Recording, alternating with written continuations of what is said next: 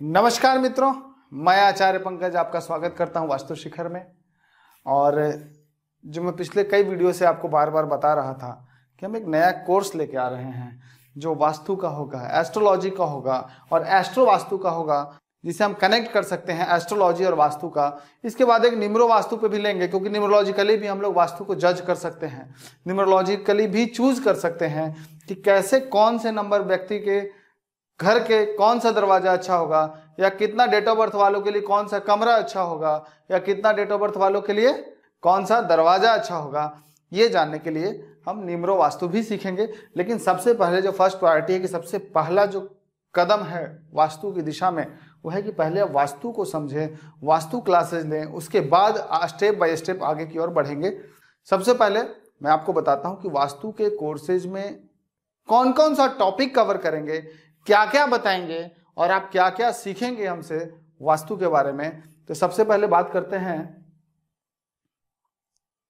कि वास्तु कोर्स में हमने लिखा है बेसिक टू एडवांस, यानी ना बेसिक ना कोई मिडिल है, सिंगल कोर्स है। वो बेसिक से लेके एडवांस तक है। इसमें कोई ये सिस्टम नहीं है कि इस कोर्स में मैं आपको ये चीज़ नहीं बताऊंगा, ये एडवांस वाले कोर्स का होगा। जनरली लोग ऐसा ही करते हैं, एक ही कोर्स को 5 तरीके से तोड़ के बताते हैं। बेसिक है, नॉर्मल है, फिर ये एडवांस कोर्स है, और वो अलग अलग तरीके से डिफरेंशिएट करते हैं। बट उसकी रिक्वायरमेंट नहीं है। आप एक कोर्स में सब कुछ सीख सकते हैं, और वो हर चीज़ जो एडवांस में सिखाया जाता है या वास्तु से संबंधित कोई भी सवाल आपके मन में आता है, उस हर सवाल का जवाब दिया जाएगा। ये एक्सक्यूज नहीं होगा कि ये इस कोर्स में नहीं, वो अगले कोर्स में है। तो अब शुरू करते हैं स्टेप बाय स्टेप कि क्या सीखेंगे वास्तु में। वास्तु में एंशिएंट वास्तु और मॉडर्न वास्तु। अब क्या है कि एंशिएंट वास्तु को तो आप फॉलो नहीं कर सकते। कारण क्या है कि पुराने समय में बहुत ज़्यादा ज़मीन हुआ करता था, घर बनाने के बहुत स्पेस होते थे। उस समय का आर्किटेक्ट अलग था, उस समय के वास्तु के कॉन्सेप्ट थोड़े अलग थे जो अब हम फॉलो नहीं कर सकते। उस समय जनरली गांव में आप जाते होंगे, घर से बाहर टॉयलेट बनाते थे, इसलिए राहु की एनर्जी घर में आती नहीं थी। अब क्या है कि टॉयलेट घर में बनाने हैं, एक से ज़्यादा टॉयलेट बनाना है, तो इसलिए वो वास्तु एंशिएंट वास्तु को अब हम मॉडर्न वास्तु में बिल्कुल फॉलो कॉपी नहीं कर सकते। हाँ, वास्तु सिस्टम सेम है, लेकिन मॉडर्न तरीके से समझना पड़ेगा कि अपार्टमेंट के अंदर जो फ्लैट बने हैं उसका वास्तु कैसे होगा, फैक्ट्रीज बन रहे हैं उसका वास्तु कैसे होगा, या फिर जो डुप्लेक्स सिस्टम है घर का उसका वास्तु कैसे होगा। सबका अलग अलग थ्योरी समझेंगे। तो हम बताएंगे आपको एंशिएंट समय में कैसे वास्तु होता था और अब मॉडर्न स्टाइल में हम कैसे वास्तु करेंगे।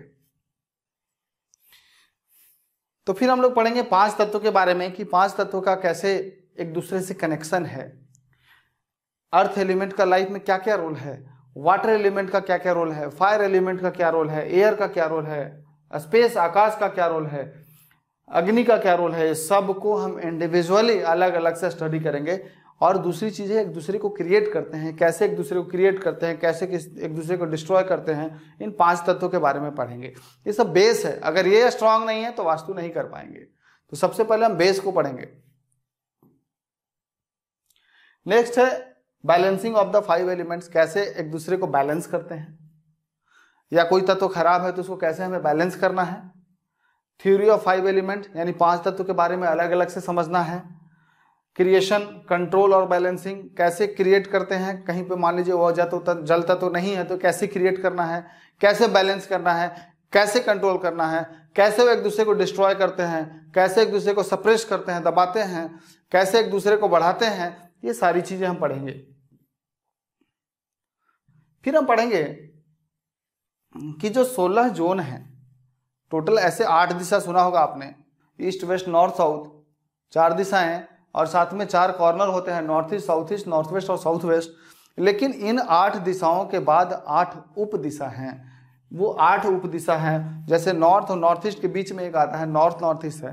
तो टोटल जो डायरेक्शन आते हैं वो 16 डायरेक्शन आते हैं। हम लोग जो स्टडी करेंगे वास्तु, उसमें 16 डायरेक्शन के अनुसार करेंगे।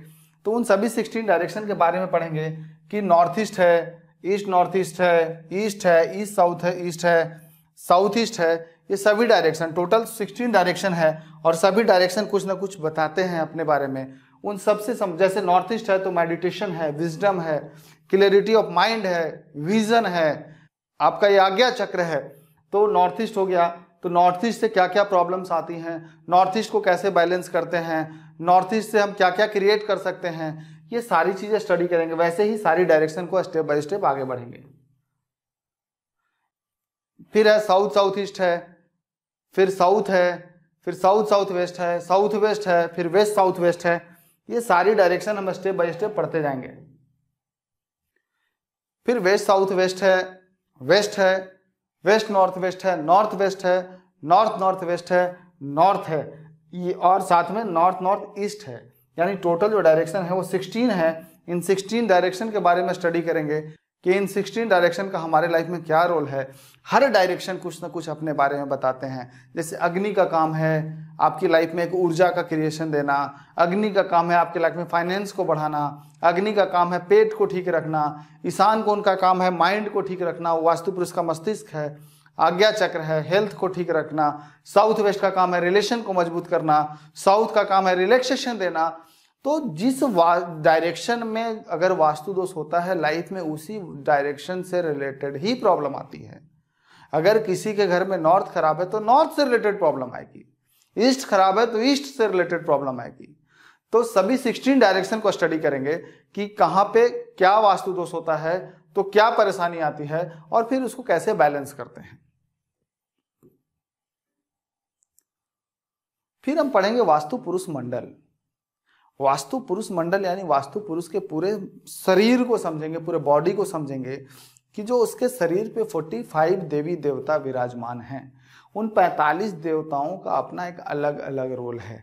जैसे ब्रह्म हैं, शिव हैं, पितृ हैं, यम हैं, सभी देवी देवता, राक्षस हैं, देवता हैं, सभी विराजमान हैं। मैं स्टोरी बताऊंगा क्लासेस में कि कैसे वास्तु पुरुष का निर्माण हुआ और कैसे वास्तु पुरुष के शरीर पे देवता और राक्षस सारे लोग बैठ गए और कैसे उसको जमीन पे औंधे मुंह दबाए रखें।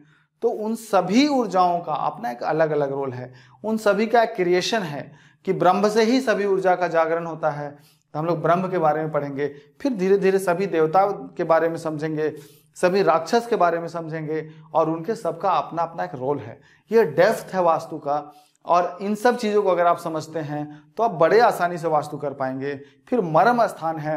मर्म स्थान जैसे हमारे शरीर में, बॉडी में कई सेंसिटिव पॉइंट होते हैं जहाँ पे चोट लगने के बाद व्यक्ति की मृत्यु हो सकती है या जहाँ चोट लगने के बाद व्यक्ति बहुत घायल हो जाता है, वैसे ही वास्तु पुरुष के शरीर पे भी कई मर्म स्थान होते हैं।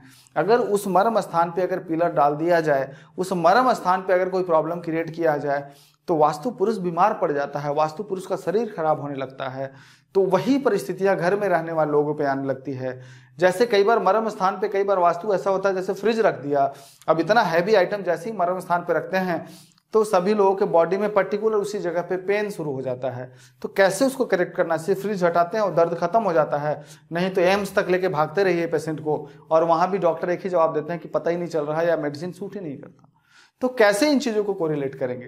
फिर वात पित्त कफ है, ये इससे हमारे बॉडी में हेल्थ से रिलेटेड सभी चीज़ों का पता लगा सकते हैं कि वात से संबंधित बीमारी है, पित्त से या कफ से। फिर वास्तु पुरुष के वात पित्त कफ को कनेक्ट करेंगे और फिर उन दोनों को मिला के हम आइडेंटिफिकेशन कर सकते हैं कि पर्टिकुलर बीमारी के लिए घर में पर्टिकुलर इसी जगह पे वास्तु दोष होने की वजह से प्रॉब्लम आई। तो हम सारी चीज़ों को स्टडी करेंगे। अब जैसे देवी देवता है तो सभी एक साथ क्रिएशन नहीं होता। घर बनते समय आप देखेंगे सबसे पहले दीवार यानी बाउंड्री दिया जाता है, तो बाउंड्री देते समय 8 देवता उत्पन्न होते हैं। सबसे पहले ब्रह्म होते हैं, फिर बाकी 8 देवता आते हैं जब हम दीवार खड़ा करते हैं। तो फिर 8 देवता आने के बाद इनके बारे में पढ़ेंगे।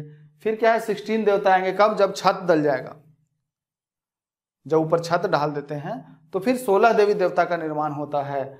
फिर उसके बाद फिर जब हम फाइनलाइज करते हैं तो फिर जो 16 देवी देवता बनते हैं, टोटल मिला के हम 45 देवी देवता के बारे में पढ़ेंगे कि 45 देवी देवता क्या हैं, सबकी स्टोरी है, सबकी स्टोरी पढ़ेंगे, सबकी प्रतिमा विज्ञान है, सबका फोटो है, उस फोटो से संबंधित स्टडी करेंगे। तब पता चलेगा कि ब्रह्मा जी का क्या स्वरूप है, ब्रह्म स्थान का क्या महत्व है, ब्रह्मा जी को हंस पे बैठा हुआ क्यों दिखाया गया है, यानी हंस का स्वभाव कैसा होता है। तो ब्रह्म स्थान की ऊर्जा का भी स्वभाव ऐसा ही होता है। तो इसके बाद फिर आगे बढ़ेंगे। फिर है कि एक जब हमने घर में 5 तत्व समझ गए, घर में देवी देवता के बारे में समझ गए, 16 डायरेक्शन निकालने के लिए समझ गए। अब ये सारा चीज आ गया, फिर पढ़ेंगे कैसे हमें ग्राफ बनाना है। ग्राफ का मतलब समझिए कि कई बार क्या होता है कि घर इतना लंबा या कई पोर्शन इतना कटा होता है, तो जब आप घर के ब्रह्म स्थान में जाएंगे आप देखेंगे कि उसका डिस्टेंस कुछ है ही नहीं। यानी घर के सेंटर में खड़े हैं तो ईस्ट लगेगा कि 60 फीट है, और जब बात करेंगे कि साउथ वेस्ट कितना है तो पता चलेगा कि 5 फीट है। आप समझिए कि साउथ वेस्ट की एनर्जी 5 फीट और ईस्ट की एनर्जी 60 फीट, कितना गैप हो गया, 5 और 60, बहुत फर्क हो जाता है। तो उससे क्या होती है, साउथ वेस्ट की एनर्जी बनती नहीं है और ईस्ट की एनर्जी जरूरत से ज्यादा बन जाती है। इसका एक तरीका है कि हम उसका पहले ग्राफ बनाएंगे और ग्राफ बनाने के बाद एनालाइज करेंगे कि कौन कौन सी एनर्जी को ऊपर की ओर ले जाना है, कौन सी एनर्जी को नीचे की ओर लाना है, और एक मिडिल लाइन में मिला के सभी एनर्जी को बैलेंस करना। इसको कहते हैं ग्राफ बनाना। उसके बाद हम आपको बताएंगे ग्राफ बनाने के लिए बहुत सिंपल है, सॉफ्टवेयर देंगे, आप जैसे ही डिटेल इंटर करेंगे लंबाई चौड़ाई, वो ऑटोमेटिक वो आपको ग्राफ बना के दे देगा, कोई बहुत मुश्किल नहीं होता। तो उसके बाद ये हम ग्राफ बना लेते हैं। इसके बाद है एंट्रेंस। घर में बहुत ही महत्वपूर्ण पार्ट है घर के मुख्य द्वार का, यानी घर का अगर एंट्रेंस अच्छा है तो मैंने जो ऑब्जर्व किया कि घर में कुछ वास्तु दोष है, लेकिन अगर एंट्रेंस अच्छा है तो उस वास्तु दोष का उतना प्रभाव नहीं आता जितना आना चाहिए। कई बार हमने ऑब्जर्व किया कि इतना खराब घर बनने के बाद सिर्फ एंट्रेंस अच्छा होने से पूरी वास्तु को बैलेंस करके रखा है। इसका मतलब 50% से अधिक वास्तु अकेले मुख्य दरवाजा बैलेंस कर लेता है। तो फिर हम लोग एंट्रेंस पढ़ेंगे कि टोटल जो 32 दरवाजे होते हैं, जैसे 16 डायरेक्शन हुए तो एक दिशा कितना हुआ 22.5 डिग्री का, total 360 divided by 16 equal to 22.5। तो 22.5 डिग्री का जो एक डायरेक्शन हुआ वो 22.5 डिग्री को अब 2 भाग में बांट दीजिए, यानी 11.25 डिग्री। टोटल जो दरवाजे बने वो कितने बने, 32 दरवाजे, 16 इंटू 2, तो टोटल 32 डोर्स में कौन कौन सा दरवाजा अच्छा है। फिर हम लोग एस्ट्रोलॉजी आगे पढ़ेंगे तो एस्ट्रो वास्तु आता है, तब आपको समझ में आएगा कि कौन से ग्रह आने के लिए कौन सा दरवाजा सूट करता है। लेकिन ऐसे भी हर दिशा में कुछ दरवाजे बहुत अच्छे होते हैं, जैसे ईस्ट है तो तीसरा चौथा बहुत अच्छा होता है, साउथ है तो अच्छा होता है, तीसरा चौथा ले लीजिए, वेस्ट में भी 3rd 4 अच्छा होता है, नॉर्थ में भी 3rd 4 अच्छा होता है। उन 3rd 4 की क्या प्रकृति है, अगर किसी का कोई गलत दरवाजा खुला है तो उसके क्या प्रभाव पड़ रहे हैं। यानी हम लोग 32 दरवाजे को अलग अलग पढ़ेंगे कि हर दरवाजे से लाइफ में क्या क्या रूल होता है, हर दरवाजे से लाइफ में क्या क्या फर्क पड़ता है, क्या क्या प्रभाव पड़ता है, और उसको करेक्शन कैसे करें और कैसे एनालाइज करें कि मुख्य दरवाजा कहाँ पे रखेंगे तो बहुत अच्छा होगा। तो हम लोग पढ़ेंगे लोकेशन, कैसे बेनिफिट मिलता है उससे, और मेन एंट्रेंस का हमारे लाइफ में क्या इंपॉर्टेंस है, क्या इंपैक्ट है, वो पढ़ेंगे। फिर दूसरा जो सबसे महत्वपूर्ण पार्ट है वो है बाथरूम का, टॉयलेट का। मैं बार बार वीडियो बनाता हूं तो लोग कहते हैं कि आप बार बार टॉयलेट पे ही क्यों फोकस करते हैं। फोकस करना पड़ेगा। जैसे एक ज्योतिष कुंडली देखता है तो बार बार राहु पे क्यों फोकस करता है, क्योंकि राहु की वजह से लाइफ में मल्टीपल प्रॉब्लम्स आते हैं। जितने भी लोग की मैं कुंडली देखता हूं वो हमारे पास राहु की दशा में ही क्यों आते हैं। अगर 100 कुंडली लेके आते हैं तो 100 में से 70 से 80% के बीच की जो कुंडली है वो या तो राहु की दशा में आते हैं या राहु की अंतरदशा में आते हैं। अगर आप वास्तु कंसल्टेंट बन रहे हैं तो आपको ये समझ में आना चाहिए कि घर में प्रॉब्लम का सबसे कारण टॉयलेट है, क्योंकि टॉयलेट यानी कि घर का राहु जैसे जन्म कुंडली का राहु होता है। अब आप समझिए कि जैसे जन्म कुंडली में राहु बैठ जाता है पंचम भाव में, अष्टम भाव में, धन भाव में बैठ जाता है तो दिक्कत देता है, विवाह के घर में बैठ जाए तो विवाह संबंधी दिक्कत देता है, पंचम भाव में बैठ जाए तो संतान संबंधी दिक्कत देता है। तो जो घर में यह टॉयलेट है, अगर इसका स्थान गलत हो गया या ये कहीं ईशान कोण में बैठ गया, अग्नि कोण में बैठ गया, नैऋत्य कोण में बैठ गया, नॉर्थ में बैठ गया या प्रॉपर वेस्ट में भी बैठ गया, तो क्या ये इंपैक्ट वही इंपैक्ट देगा जो जन्म कुंडली का होगा। हाँ, ज्योतिष में आप आगे पढ़ेंगे कि जैसे कुंडली में कौन से ग्रह का कैसा संयोग होता है राहु का, तब किस तरह के घर उनको ऑटोमेटिक मिल जाता है। दोनों तो कनेक्शन ही आपस में, तो वो अलग स्टडी करेंगे। लेकिन जैसे जन्म कुंडली में राहु के दुष्प्रभाव की वजह से लोग ज्योतिष के पास भागते हैं, वैसे ही घर में 90% टॉयलेट के दुष्प्रभाव की वजह से, टॉयलेट गलत जगह बन जाने की वजह से, और इसी टॉयलेट कहें या राहु कहें, इन्हीं की नेगेटिव एनर्जी की वजह से आदमी परेशान होकर वास्तु कंसल्टेंट के पास जाता है। तो हमें टॉयलेट पे फोकस करना ही पड़ेगा। हम लोग भी जब वास्तु करने जाते हैं तो नक्शा बना के सब कुछ ठीक दिखता है, शौचालय ही उसी जगह पे दिखता है, उसी का सबसे पहले रेमेडीज करना पड़ता है और उसी की वजह से बुलाया जाता है। तो आप समझ सकते हैं कितना महत्व है टॉयलेट का। तो affect of toilet in 16 direction यानी 16 दिशा में टॉयलेट के क्या क्या इफेक्ट्स हैं, अलग अलग इंपैक्ट्स होंगे, वो स्टडी करेंगे। टॉयलेट का वास्तु में क्या संबंध है, वास्तु में क्या महत्व है, वो स्टडी करेंगे। रेमेडीज क्या है टॉयलेट के, कि कैसे बिना तोड़ फोड़ के इस टॉयलेट का उपाय किया जाए। क्योंकि बड़े मल्टी स्टोरेज बिल्डिंग में या कई जगह ऐसे ऑप्शन होते हैं जहां पे हम डेमोलिशन नहीं कर सकते, जहां पे रेनोवेशन नहीं कर सकते, कोई तोड़ फोड़ नहीं कर सकते, वहां पे भी लोग बुलाते हैं। तो वास्तु तो करना है, तो कैसे बिना तोड़ फोड़ के उसके इम्पैक्ट को रिड्यूस किया जाए, कैसे बिना तोड़ फोड़ के उसके प्रभाव को कम किया जाए। तो ये बहुत ही महत्वपूर्ण हिस्सा है और जन्म कुंडली से भी इसको कनेक्ट करेंगे तो आपको बहुत आसानी से पता चल जाएगा। जैसे ही कुंडली देखेंगे आपको पता चल जाएगा कि उनके घर में कहाँ पे टॉयलेट बना है, या फिर अगर घर देख लेंगे और अगर टॉयलेट की स्थिति समझ में आ गई आपको, तो आपके दिमाग में तुरंत क्रिएट हो जाएगा कि ये इस दशा में घर बनाए थे और इनके कुंडली में राहु या जो ग्रह खराब है वो कहाँ बैठा है, आपको तुरंत पता चल जाएगा। नेक्स्ट है,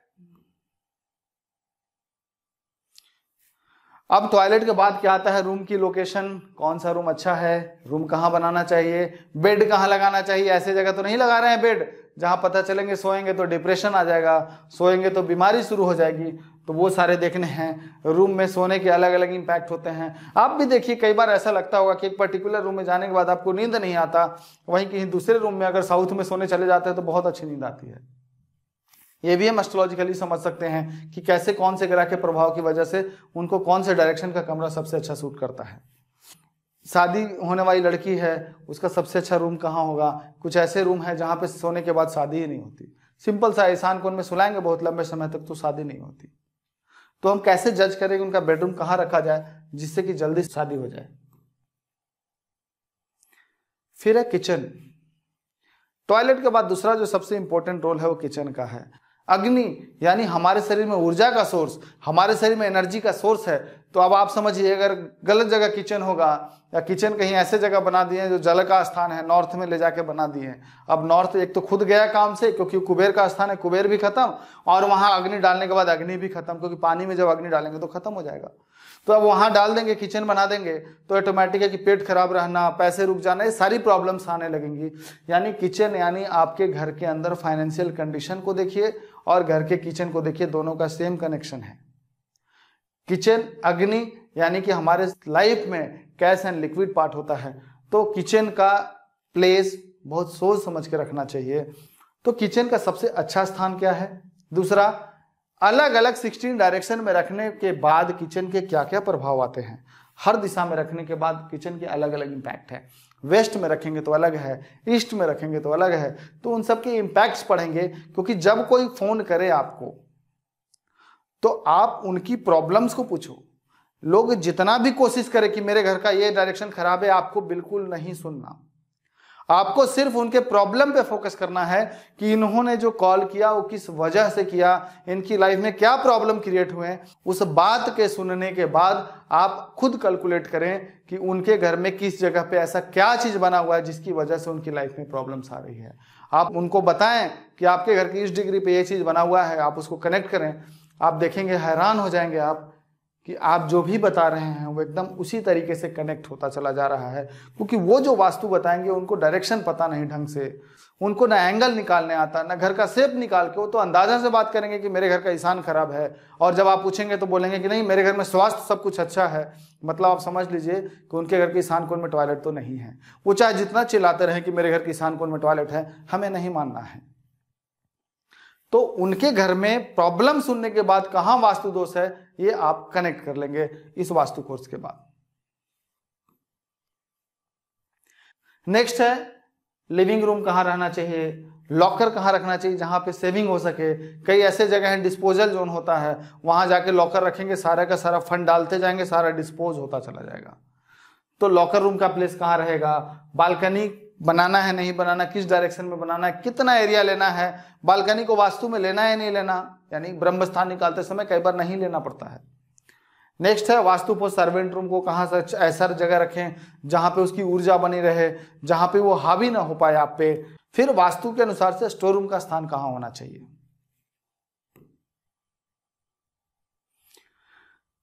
एक पार्ट सबसे महत्वपूर्ण उसके बाद आता है इंटीरियर का। घर बन गया, किचन भी बना लिए, बाथरूम भी बना लिए, टॉयलेट की लोकेशन डिसाइड हो गया, बेडरूम का हो गया, ड्राइंग एरिया का हो गया, सर्वेंट रूम हो गया, सब कुछ हो गया। अगला पार्ट जो आता है वो आप घर का आप क्या करते हैं, इंटीरियर करते हैं।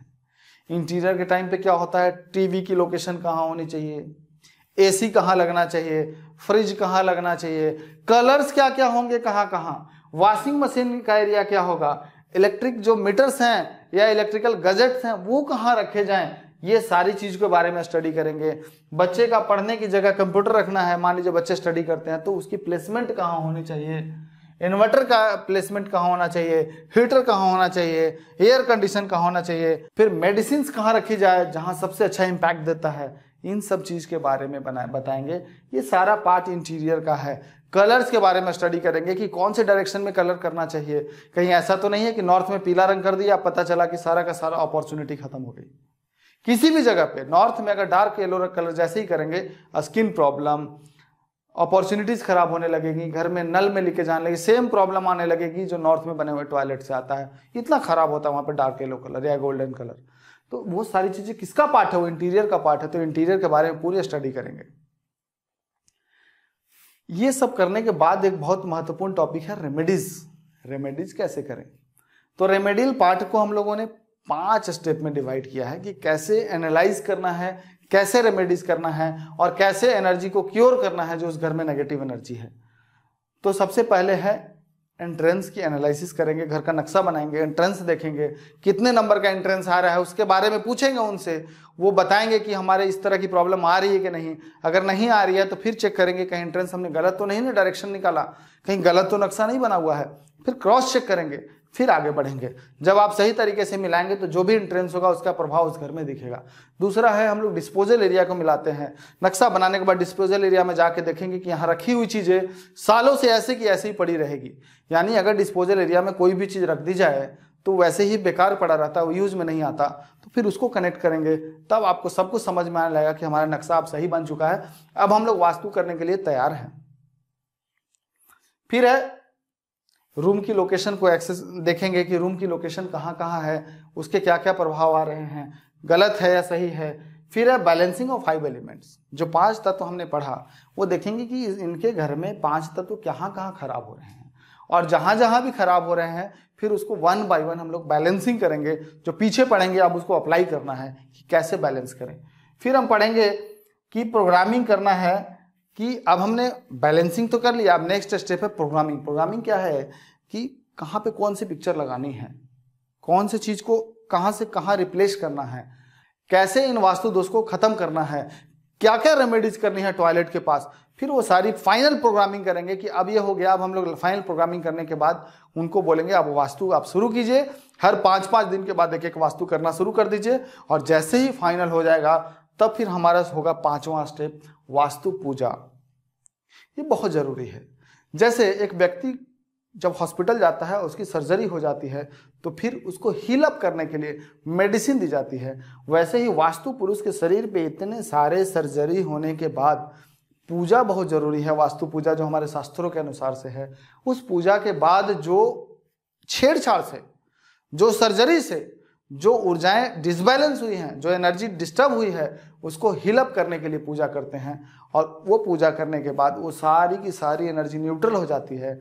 फिर आप देखेंगे कि उसी घर में वो व्यक्ति पहले कितना परेशान थे और अब कितने खुशहाल हैं। 15 डेज के अंदर रेमेडीज करने के बाद आपको रिजल्ट दिखने लगना चाहिए।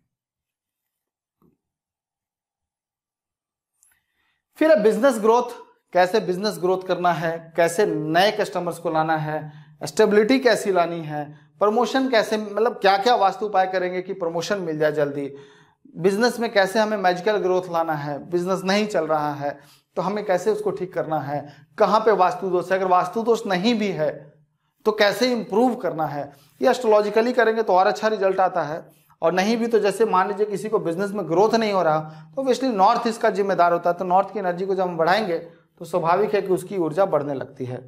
फिर एक्सपोर्ट इंपोर्ट का बिजनेस है, मान लीजिए, तो एक्सपोर्ट कैसे बढ़ाना है। पेमेंट है, अटक गया है, फंस गया है, पेमेंट आना रुक गया है, तो कैसे हमें पेमेंट को रिलीज करवाना है, कैसे अग्नि क्रिएट करके उसकी ऊर्जाओं को बढ़ा देना है जिससे कि वो पेमेंट आसानी से ला सके। बैंक लोन है तो बैंक लोन कैसे लेना है, कर्ज में डूबे हुए हैं तो कर्ज कैसे क्लियर करना है। एक तो नॉर्मल कर्ज हो जाए, होम लोन चल रहा है वो तो चलता रहेगा, लेकिन अचानक से ऐसा हो जाता है कई बार कि व्यक्ति ना चाह के भी कर्ज में डूबता चला जाता है, तो उसको कैसे रोकना है और कैसे उस कर्ज को क्लियर करना है, खर्चे को कैसे कंट्रोल करना है, कैसे इंप्रूव करना है। ये सारे व्यवसायिक यानी बिजनेस से रिलेटेड रेमेडीज हैं कि अगर कस्टमर कहता है कि मुझे इस तरह की प्रॉब्लम आ रही है तो उसको हम कैसे आगे बढ़ाएंगे, बिजनेस में अपॉर्चुनिटीज कैसे लाएंगे। फिर हम लोग चैप्टर बाय चैप्टर स्टडी करना शुरू करेंगे, चैप्टर बाय चैप्टर, एस्ट्रोलॉजी में भी और वास्तु में। हमारे पढ़ाने का एक सिस्टम है, हमारे पढ़ाने का एक अपना एक तरीका है कि चाहे ज्योतिष हो चाहे वास्तु हो, जब तक आप चैप्टर बाय चैप्टर स्टडी नहीं करेंगे तब तक आप पर्टिकुलर एक एक चीज को पकड़ नहीं पाएंगे। अदरवाइज ज्योतिष भी लोग 3-3 साल 4-4 साल सीखते हैं और उनसे बोला जाए इस पर्टिकुलर पॉइंट के बारे में बताइए तो उन्हें समझ में नहीं आता। हम लोग जो स्टडी करेंगे वो सारा टॉपिक बाय टॉपिक होगा, चैप्टर जैसे हेल्थ है, मैरिज है, एजुकेशन है, लिटिगेशन है, प्रॉपर्टी है, सबका अलग अलग से पढ़ेंगे। तो चलिए हम लोग पढ़ेंगे हेल्थ कि वास्तु और हेल्थ में क्या संबंध है, किस तरह की हेल्थ प्रॉब्लम होंगी तो घर में किस वास्तु दोष की वजह से होंगी उसको कनेक्ट करना, बेबी प्रॉब्लम है तो उसको कनेक्ट करना, न्यूरो रिलेटेड प्रॉब्लम है, माइग्रेन की प्रॉब्लम है तो कैसे उसको हम रिजॉल्व करें, कौन सा वास्तु दोष की वजह से होता है उसको क्योर करके इसको ठीक कर सकते हैं। कई बार क्या होता है, बीमारी होगी, मेडिसिन काम नहीं करता, तो क्यों काम नहीं कर रहा, आखिर में उस जगह को पकड़ना पड़ेगा और उसको ठीक करेंगे तो ऑटोमेटिक मेडिसिन भी काम करेगा और साथ में बीमारी भी खत्म होती चली जाएगी। तो हेल्थ के एक एक टॉपिक को घर के वास्तु और बीमारी इन दोनों को कनेक्ट करना सीखेंगे और कैसे उसको ठीक करते हैं ये सीखेंगे। फिर है रिलेशनशिप। रिलेशन में क्या है, आज के समय में बहुत बड़ा ये इशू है रिलेशंस को लेके। तो रिलेशन को कैसे मजबूत करना है, बॉन्डिंग को कैसे मजबूत करना है, फैमिली रिलेशन और बॉन्डिंग को क्रिएट करेंगे। मैरिज है, बेबी से रिलेटेड प्रॉब्लम आ रहे हैं, स्टेबिलिटी नहीं आ रही है कि वास्तु दोष क्या होगा तो रिलेशन प्रॉब्लम आते हैं, उसको कैसे ठीक करके हम रिलेशन को इंप्रूव कर सकते हैं, ये स्टडी करेंगे। नेक्स्ट है करियर। आज के समय में ये भी एक बहुत ही महत्वपूर्ण टॉपिक है। बहुत सारे लोग आते हैं करियर में ग्रोथ नहीं हो रहा है, तो वास्तु में कहाँ कहाँ करियर का संबंध है, कौन कौन से डायरेक्शन से करियर में प्रॉब्लम आती है और कौन से डायरेक्शन को ठीक करने के बाद करियर में इंप्रूवमेंट होगा, ये सारी स्टडी करके और फिर उनके मन में जो सवाल है वो जिस वजह से आपके पास आए हैं उनके क्वेश्चन का वास्तु से कनेक्ट करके उनका समाधान बताएंगे और उसके बाद देखेंगे कि कैसे इंप्रूवमेंट होता है। वास्तु बहुत ही मैजिकल रिजल्ट देता है जो ना जेम स्टोन दे सकते, ना ही कोई, अगर वास्तु दोष घर में है तो पूजा पाठ करने से कोई खास लाभ होता है। तो ये सारी चीज़ें काम नहीं करती। पूजा पाठ में है, पूजा करते हैं, फिर आप थोड़े समय बाद उसी घर में रहते हैं, फिर वो सेम एनर्जी आ जाती है, तो लॉन्ग टाइम तक रिलीफ नहीं मिलता।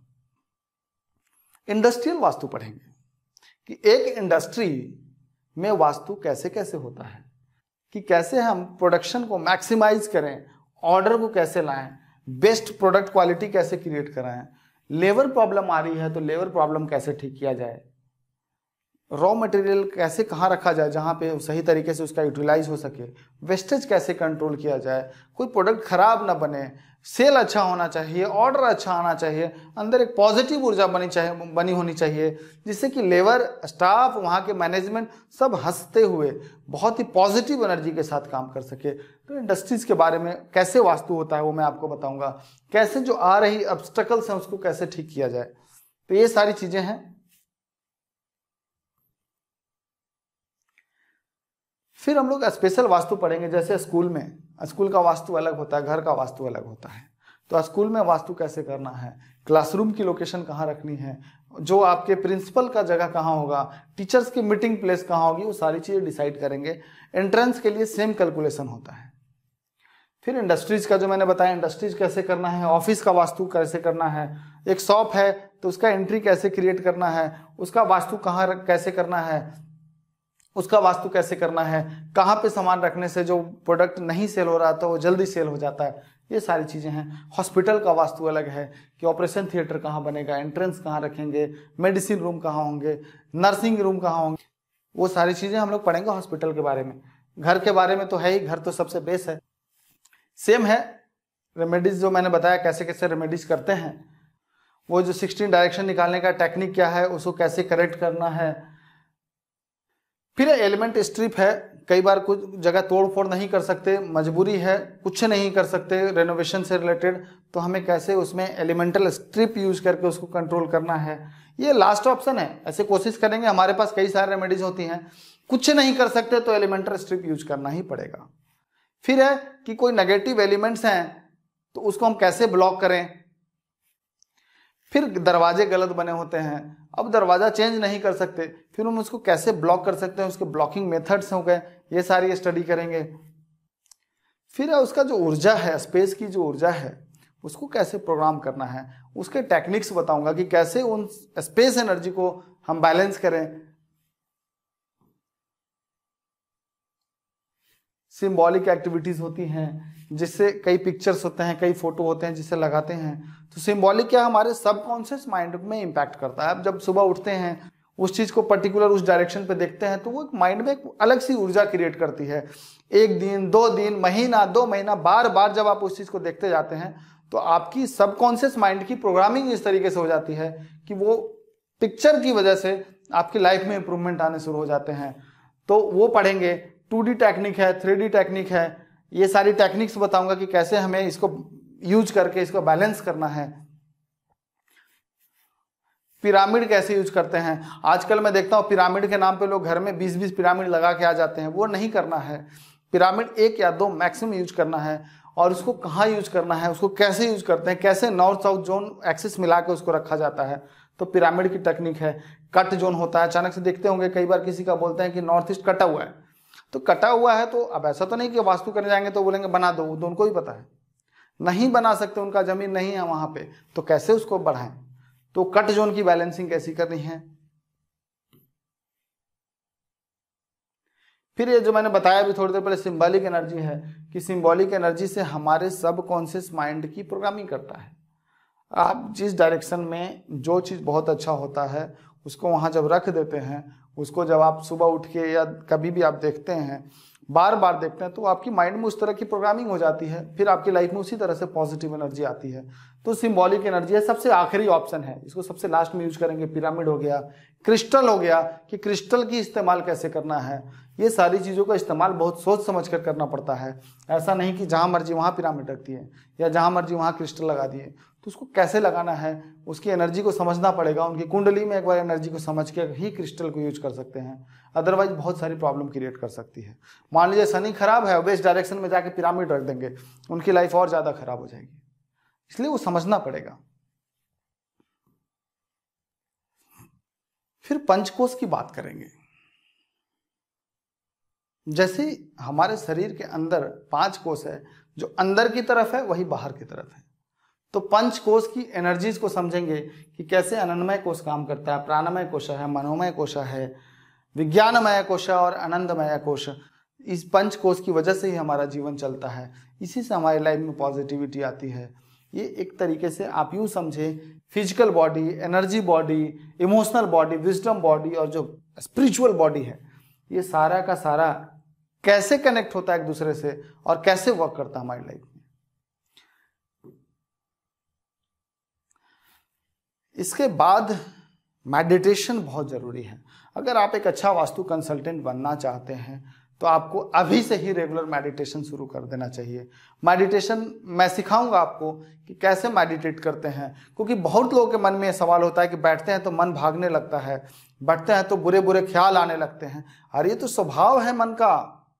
आपने जो बचपन से अभी तक कूड़ा इकट्ठा किया, जब आप ध्यान में बैठते हैं तो वो डस्टबिन खुलता है, और जब डस्टबिन में गंदगी बहुत सालों से इकट्ठा है तो बदबू तो आएगी आएगी।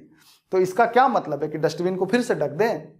नहीं, अगर डस्टबिन को यूज करना है तो उसको खाली करना पड़ेगा, तो थोड़े समय तक बदबू आएगी तो आने दीजिए, वो स्वभाव है।